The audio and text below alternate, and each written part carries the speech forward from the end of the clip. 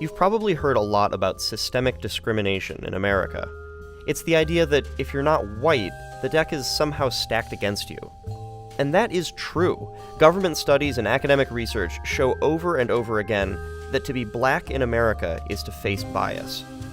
What you might not realize is just how constant, varied, and idiosyncratic that bias can be.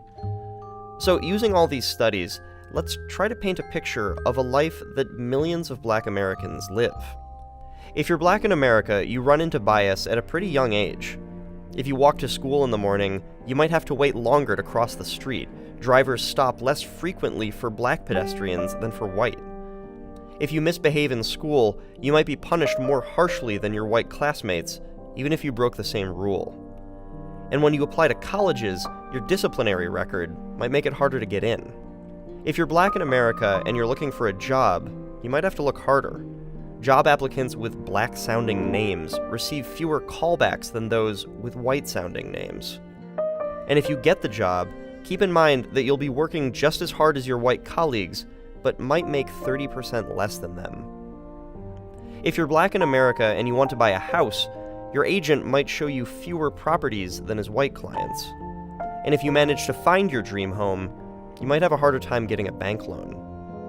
If you're black in America, you might get pulled over by the police more than your white friends. If that happens, police are more likely to search your car, and they're more likely to use force against you if there's a misunderstanding. If you're arrested and convicted of a crime, your sentence might be harsher too. If you're black in America and you get sick, you might have to tough it out. Doctors prescribe pain relievers to black patients less frequently than to white patients, and sometimes life-saving heart medication too. If you're black in America and you're getting older, make sure to plan ahead. You might have a harder time getting into a nursing home than your white friends or family.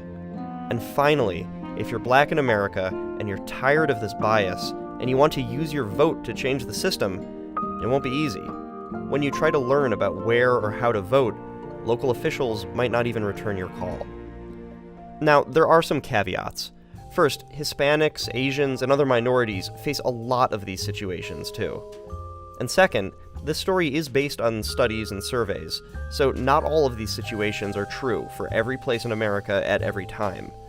But it does paint a pretty consistent picture. If you're white, it's a picture that might shock you. If you're not, you might have faced a lot of this already.